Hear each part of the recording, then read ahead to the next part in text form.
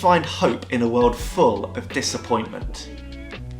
Just over a year ago, there was the great news of the vaccine and how that was going to help us beat coronavirus. And yet still, here we are, a year later, hoping that the booster jabs that many of us have had, hoping that they will be enough to keep us well and to help us to overcome this frustrating virus that's impacted our lives for coming on 2 years. And life's full of disappointment all the time, isn't it? Not just in the world of our health, but also in our family gatherings or in our new job or in our financial situation that we hoped would sort out, but still remains tight, still remains a challenge.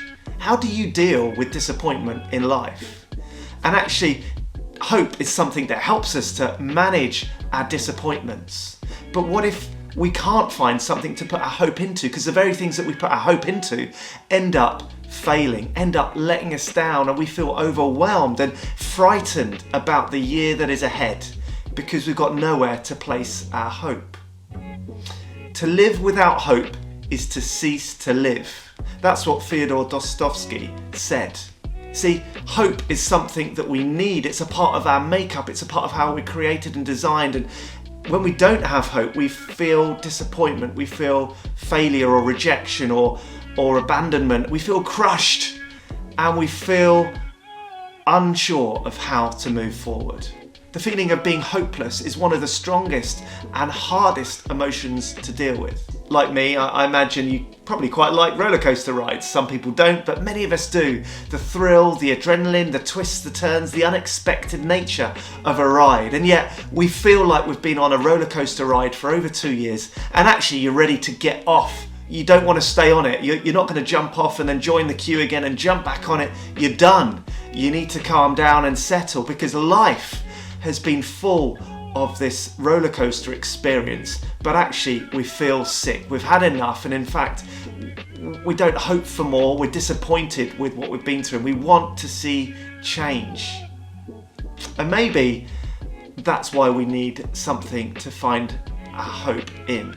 And I want to suggest to you today that we can put our hope into something, and in fact, someone. And I believe that someone to be someone who is true, someone who delivers what he promises, and will give us something that lasts, that isn't just temporary, but will see us through this year and transform our lives. And the Christian faith is all about that person, the person of Jesus. And hope, according to the Bible, sounds like this. It's a joyful expectation for the future, based on true events of the past, which changes everything about your present.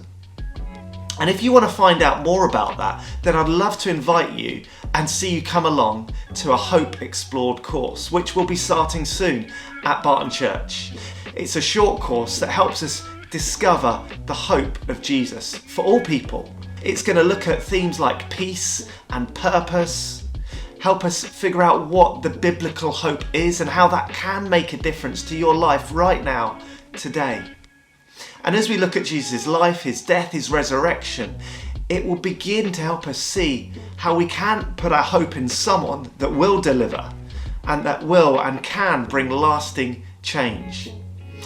So whether you feel like you're still on a roller coaster ride about to throw up, whether you feel full of disappointment at the lack of hope that you see around you in the world today, however you feel, please consider looking at Jesus, who claims to be hope for you, for me.